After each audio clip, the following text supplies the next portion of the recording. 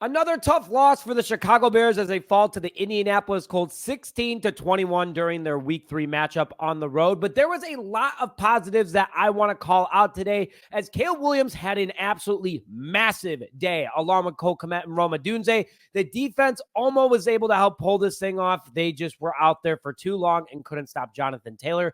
But I am here today to break down that these are growing pains and this team is going to be better. They were better today. This was a fun game to watch, and I'm excited for what's next. Hello, everyone, and welcome back to this episode of Just Another Year Chicago Bears. My name is Nick Rohde, and as always, thank you for tuning in. Now, before we get into today's show, hit that like button right now if you think the Chicago Bears need to go out immediately and get some offensive line help, along with commenting your grade A through F on Caleb Williams' massive career day. And subscribe to the channel if you haven't already. Help us at 18,400 before the start of week 4. Thank you guys for all your support. So I want to talk positively with you guys today because Caleb Williams had an absolutely massive day across the board, and it was something that we should be excited about. It's something that we should be talking more about. I mean, Caleb Williams struggled for a bit in the beginning, but then he turned it around and ended up having a really nice day, and it is only his third game as the Chicago Bears quarterback, guys. Things are looking positive, and I want you guys to know that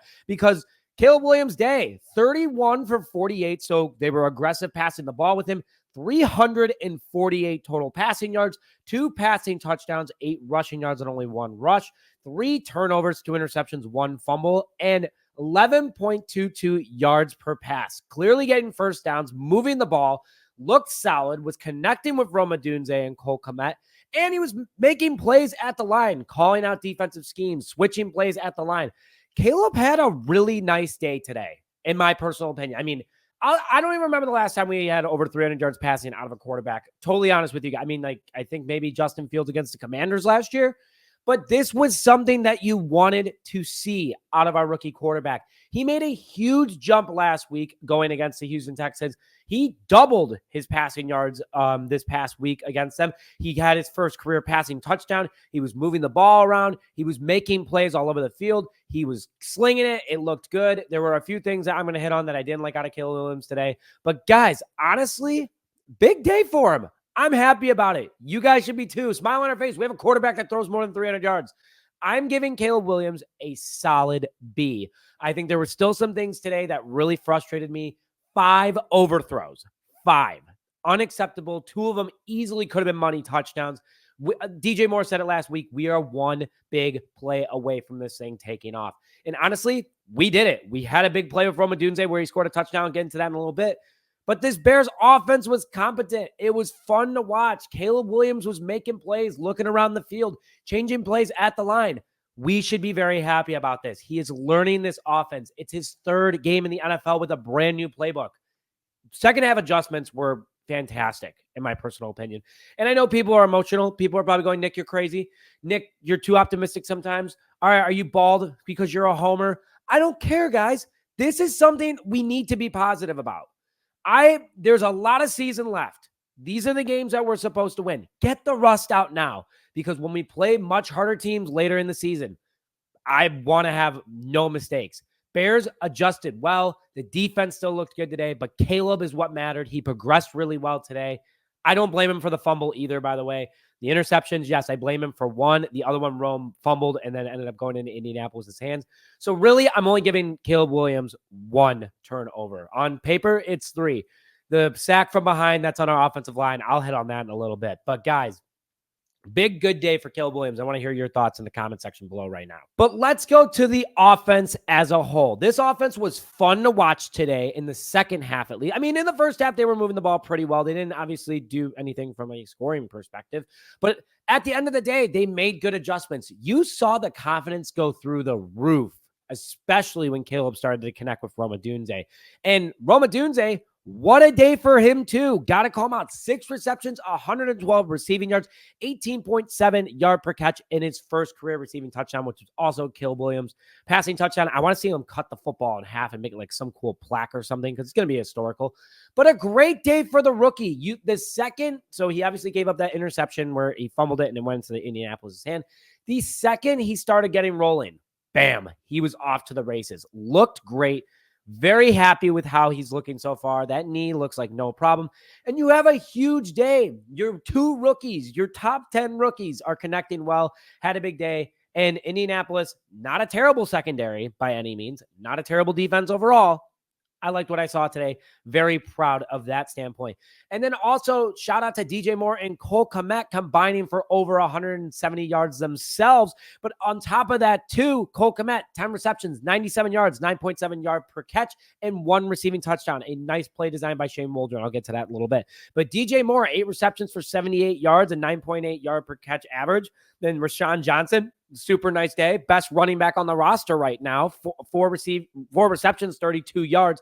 But then Rashawn Johnson also had a huge day rushing the ball. 8 rushes for 30 yards, 3.8 yards per carry. And now you're probably like, that's not like a huge day, Nick. Here's the thing, guys. He only played in the first and fourth quarter. Don't understand what the Bears are doing in that regard, but he needs to get a lot more reps, especially with how today went. DeAndre Swift, another bad day. 13 carries, 20 yards, 1.5 yard per carry. I mean, yeah, he did have 2 catches for 22 yards, so I guess I made up for it. But this offensive line, guys, is absolutely horrendous. Absolutely horrendous. And that's why I had you guys hit that like button earlier in the video, because we need a new offensive line. I mean, look at the stats from today. A total of 401 offensive yards, 338 total passing, 63 rushing, not good, but 26 first downs. So the last 2 games together, we had 27. So we had a big day getting first downs and moving the ball, staying on the field. 9 for 21 on third down. That's got to be improved, but almost 5 yards per play. I love it. 4 sacks allowed. Don't love that. The offensive line was terrible, and 3 turnovers. Let's go back to that offensive line, though. Ryan Poles cannot be sitting there in that box. He should be on the jet right now, flying back to Hallis Hall and just ringing the phones. We have draft picks, guys. I would give up a second for a legitimate center. I would give up that Carolina second for just anything to help out this offensive line. I mean, they looked terrible again today. I don't care what PFF says. You know, how their grading system works, great. I love it. Nothing against PFF. I love them and I use them all the time. But they just watching them, they look confused. I mean, Darnell Wright was throwing his arms up at one point. Like, where am I supposed to go when Caleb Williams is getting sacked? You can't have that. Caleb Williams had to make time for himself today. I do say that they did have a better fourth quarter, but that's because Indianapolis was gassed. They're going off sides in order to get a free timeout pretty much. Offensive line needs massive improvement either this upcoming week or in the offseason, pedal to the metal. I don't want another rebuilding year, Poles. Go out and build something now that's going to last. Please. Thank God. And Chris Morgan, see, red hot right now. But overall, guys, you guys got to admit it was a fun offense to watch today. I just want to put that out there, and I hope that you guys can find it in you to be a little bit positive. I want my energy, positive vibes only to go to you guys. I think the offense, all things considered, good day for them. I give them a B-, and people were like, you're crazy. 400 yards. When was the last time you had that? Come on now. Let's go over to the defense real quick. Little disappointed with them overall because there was just some plays where things weren't happening. Yes, we did have 2 interceptions today, which is obviously very good. Interception number 1 by Tremaine Edmonds. Interception number 2 by Jalen Johnson. But, you know, I'm looking at these stats and I'm like, what happened today? Tyreek Stevenson, 5 tackles. Okay. Kevin Byard, 6 tackles. He had some nice pass. He had 2 pass deflections today, too. DeMarcus Walker, 7 tackles. He was by far our best defensive lineman. I want to also say Javon Dexter Sr., great day out of him. He was blowing up the middle. I was really, really hoping he was going to get a sack today because I tweeted out a couple weeks ago, like he's going to have 17 sacks. He was averaging a sack per game. Unfortunately, not anymore. He'll get 2 next week, though, against the Rams. But Montez Sweat, you know, had his first sack of the season with 4 tackles as well. This defense just couldn't contain. I mean, there was the Cole Kmet offsides or whoever it was on the punt. The defense was thrown off. They were supposed to be getting off the field. They went back on, and Indianapolis ended up getting a score. I mean, you take away that penalty, the Bears win that game. It's true. The Bears should have won today in that stupid penalty on the approachment because the center was doing the head thing, tricking. That should not be illegal, by the way. I hope that somehow gets passed. But yeah, the defense just, and this is a first Bears world problem thing, is that, wow, we allowed 21 points. We broke our streak of 8 games in a row with 20 or less points. Hey, it happens. But the defense, all things considered, we needed them a little bit more today, and they know that they have a lot of weight on their shoulders. I needed just one more big play out of them to prevent the Colts from getting it done. So, yeah, it stinks, but it is what it is. What I do want to call out, though, is the horrendous coaching today. Matt Eberflus calling that timeout on the 2-point conversion because there was a miscommunication. Then on top of that, no sense of urgency in the fourth quarter with the offense. The offense, the first 6 minutes of the fourth quarter, the offense was out there. We don't have time. I'm just frustrated with it, guys. There's no sense of urgency out of Matt Eberflus. I was very disappointed in that. On top of it, too, I feel like we didn't pressure Anthony Richardson enough. And I talked about in my 3 keys to the game how there should have been a spy. There wasn't a spy today. I was a little frustrated by that, too. But hey, I'm not a coach. I'm just here to spit out my thoughts, and hopefully you guys agree with them.